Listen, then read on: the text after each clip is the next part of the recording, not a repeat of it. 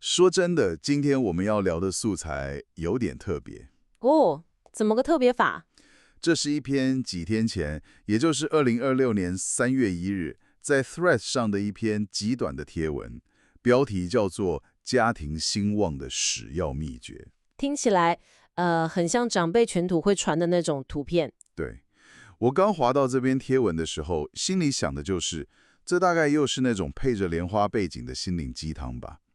整篇文只有短短10行字，每一行甚至不到10个字。但你后来发现它没那么简单，对吧？没错，当我仔细看了2、3遍，把每一句话拆解开来之后，我发现事情真的不单纯。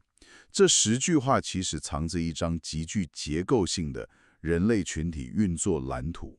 蓝图这个词用得很好。所以我们今天的任务就是要带正在聆听的你，一起探讨这看似简单的10行字，是如何从一个人的角色定位，一步步升华到整个群体的情绪价值，最后达到永续发展的境界。这是一场很深度的解析。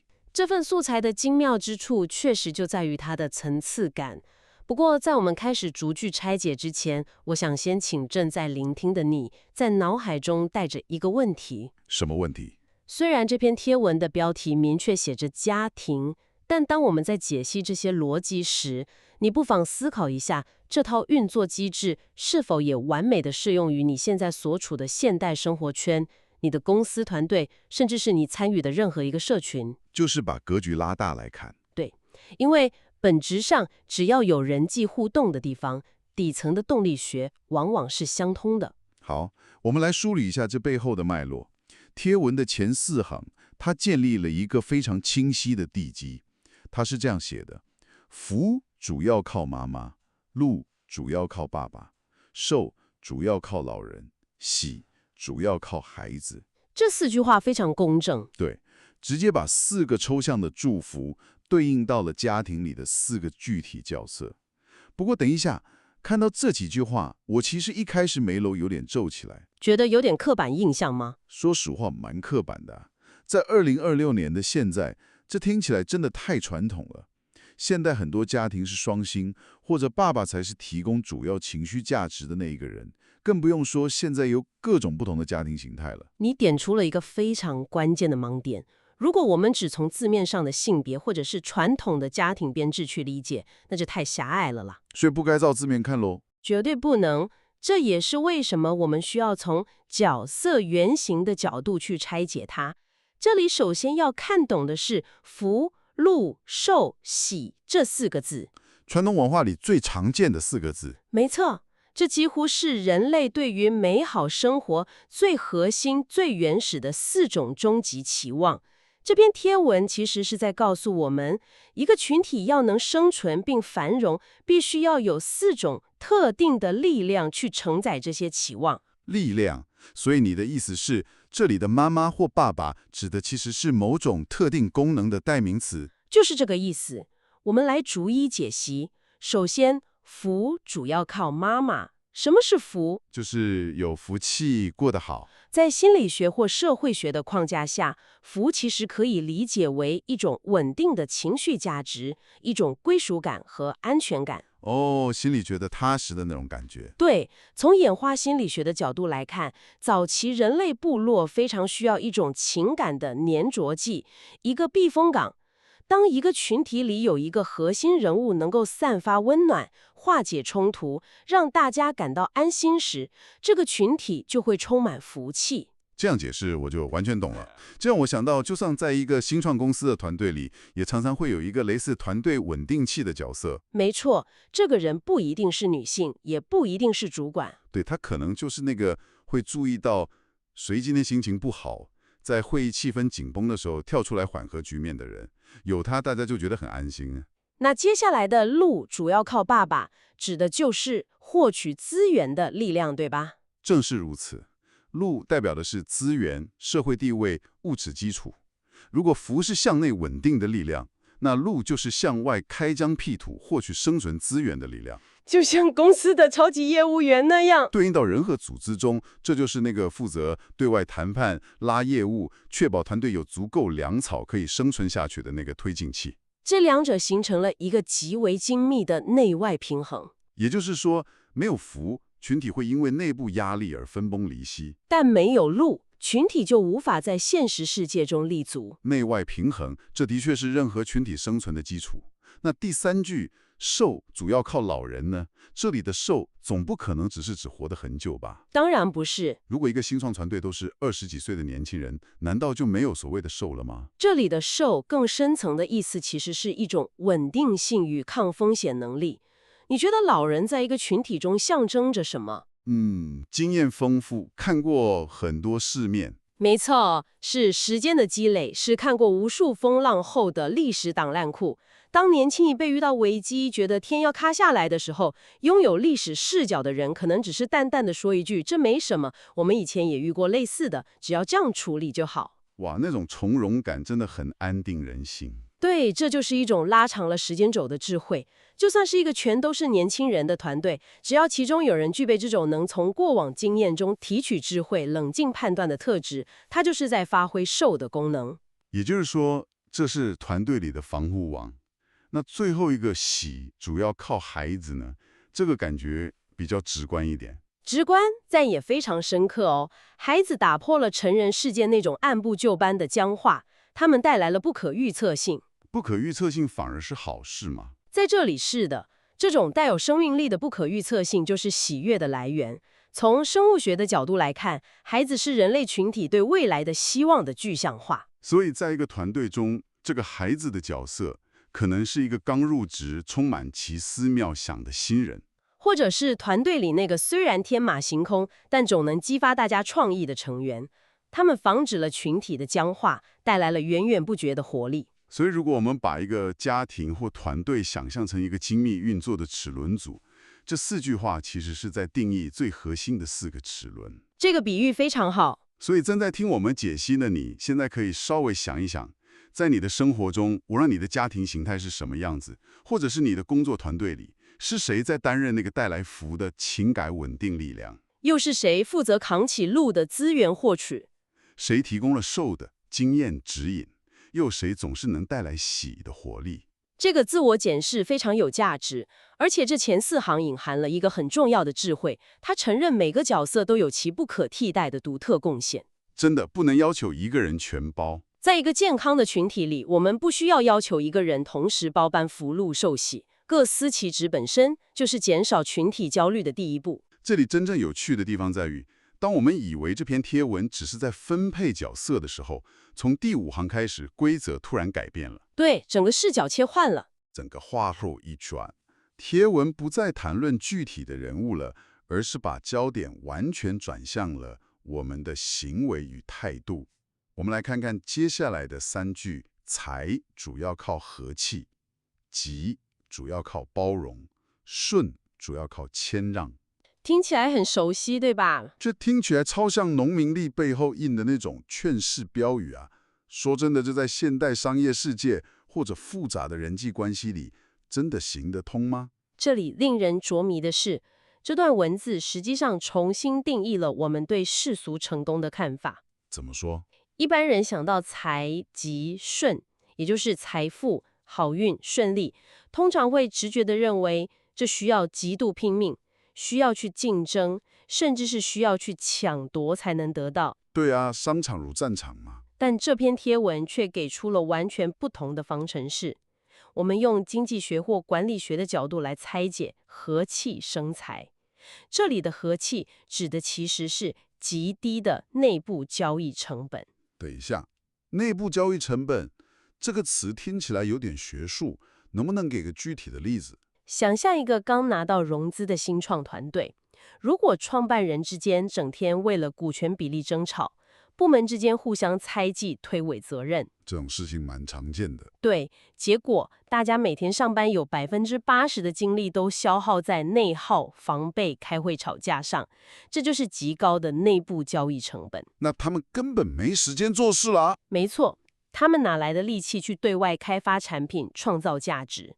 相反地，当群体内部充满和气，沟通顺畅，没有不必要的摩擦，所有的能量就能100%的转化为生产力。所以这时候财富的累积自然就是水到渠成的事了。完全正确。原来如此，所以和气不是那种相怨的表面和平，而是一种高效率的能量运作状态。好，这个我被你说服了。但接下来这2个字我就真的有疑问了。哪个部分？吉主要靠包容，等等。所谓的吉不就是运气好吗？像是同一发票中奖，或者刚好遇到贵人，这不是单纯的几率问题吗？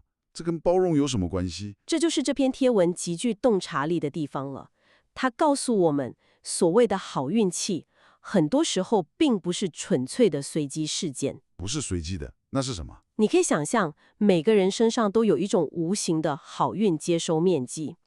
当你对周遭的人充满包容，也就是允许别人犯错，接纳不同的意见，不随便批判别人的时候，你其实是在扩大这个接收面积。扩大接收面积，意思是别人会更愿意靠近你。没错，当别人知道你是一个包容的人，他们在遇到好机会、拥有关键资讯的时候，第一个想到的就会是你。因为跟你分享资讯是安全的，没有压力的。答对了，很多时候所谓的贵人相助或好运降临，其实是因为你平时的包容，在无形中建立了一张充满善意与信任的人际网络。当机会的网球飞过来时，这一张网自然会把它接住。这就是集靠包容的底层逻辑。哇，这真的让我有一种醍醐灌顶的感觉。这让我想到以前在公司开会的场景。遇过什么特别的同事吗？遇过那种得理不饶人，凡事都要争到赢的同事。他能力可能极强，但只要别人犯一点小错，他就猛烈攻击。结果大家私底下都不想跟他合作，有什么新专案或好错也刻意避开他。然后他可能还会觉得自己运气很差。对，他常常抱怨自己运气不好，老是遇到阻碍。但其实那个阻碍是他自己那种不包容的态度制造出来的。这也刚好呼应了下一句，顺主要靠谦让。没错，这2句是相辅相成的。反观我认识的另一个同事，他总是愿意倾听，就算别人说错话，他也会给台阶下，不去争那种口头上的输赢。结果大家做什么事都喜欢找他，他的职涯发展就特别顺。你的观察非常敏锐，谦让绝对不是软弱，而是一种高级的策略。当你懂得谦让，不去争夺那些不必要的虚荣或短期的利益时，你其实是在卸下别人的防备心。在物理学上，降低阻力就能提高物体前进的速度。而在人际关系中，谦让就是最有效的润滑剂。当你身边的阻力降到最低，你做起事来当然就会觉得无比顺遂。所以这3句话把原本看似迷信的财运、吉运、顺利，彻底破解为一套可执行的人际互动科学。真的是一套行为科学的最高指导原则。那么这一切代表什么呢？我们刚刚走过了第1阶段的角色定位，又经过了第2阶段的态度修炼。这篇贴文到底要把我们带向哪里？接下来就是最后的境界了。对，我们现在来到了这篇贴文的最高潮，也就是最后3行。这3句话谈的是一个群体要如何走向巅峰，并且长长久久地维持下去。他是怎么说的？安主要靠守心，心主要靠传承。如果我们把这连接到更大的格局来看，你会发现最后这3句话展现了极高的哲学层次，特别是他连续2次强调了心这个字。真的从外在行为转到内心了。前几个阶段我们谈的是行为和外在的互动，但在最高的境界，一切都回归到内在的心智模型。首先，望主要靠同心。望是一种向外扩张、蓬勃发展的强大力量。一个家庭或团队要怎么望，单靠个人的能力绝对不够，必须要同心。如果我们借用物理学的概念，想象团队里的每一个人都是一股推力。如果大家的方向不一致，这些力量就会互相抵消。但如果所有的力量都精准地指向同一个目标，就会产生巨大的共振和推进力。同心就是价值观与目标的绝对对齐。对齐价值观，这听起来简单，做起来超难的。这绝对需要前面提到的包容跟和气作为基础才有办法达成。那如果我们已经很旺了，事业做很大了，或者家庭累积了足够的财富，接下来呢？接下来就是最困难的一关了。贴文说，安主要靠守心。这个安跟守心，我自己觉得是整篇贴文里面在现代社会最难做到的一点。我完全同意，这句话直指了我们现代人的痛点。我们每天打开手机，看到别人买了新车，别人的团队拿到了巨额融资，甚至别人去了哪里度假，那种焦虑感马上就涌上来了。因为只有扩张的望是不够的，无止境的扩张往往伴随着巨大的风险和心理上的焦虑。我们最终追求的是安，也就是内在的平静、安全感和稳固。那守心到底是什么意思？在现在这个资讯过炸、充满诱惑、每个人都在社群媒体上互相比较的时代，守心意味着你要能够守住自己的初衷，守住自己的本分，不随波逐流。就是能不能不被那种害怕自己错过什么的焦虑感给绑架，依然专注在自己该做的事情上，对吧？完全正确。如果守不住这个心，就会开始盲目跟风，做出错误的决策，那个原本建立起来的安就瞬间瓦解了。解释得很精准。所以守心就是一种拒绝外界干扰的定力。一个家庭如果在富裕之后不能守心，就容易因为贪婪或外界的诱惑而败落。一个企业如果在成功之后不能守心，偏离了最初的核心使命，也会迅速走向衰亡。所以安是网的刹车皮，也是避险的机制。有了安，群体才能稳健地走下去。然后我们来到了最后一句啊，这也是整个秘诀的重点在，心主要靠传承。传承，这整个让我有一种豁然开朗的感觉。这10句话看下来，它根本不是零散的句子，它是一套超级完整的系统。没错，它是有先后顺序跟逻辑的。它告诉我们，一个美好的群体要先从个人的角色分工打好基础，接着透过和气、包容、谦让的态度来优化内部的运作机制，最后透过同心去发展，守心来稳固。但即便做到了这一切，如果没有传承，这一切就只会是历史洪流里的一线昙花。确实如此。我们回顾今天这趟探索旅程，从一篇2026年3月初在 Threads 上的简短贴文，我们挖掘出了一个从各司其职一路走到心智修炼的深刻蓝图。这10个秘诀其实是一门关于平衡的艺术。平衡了什么？它平衡了个体的责任与群体的和谐，也平衡了向外追求的动力与向内安定的定力。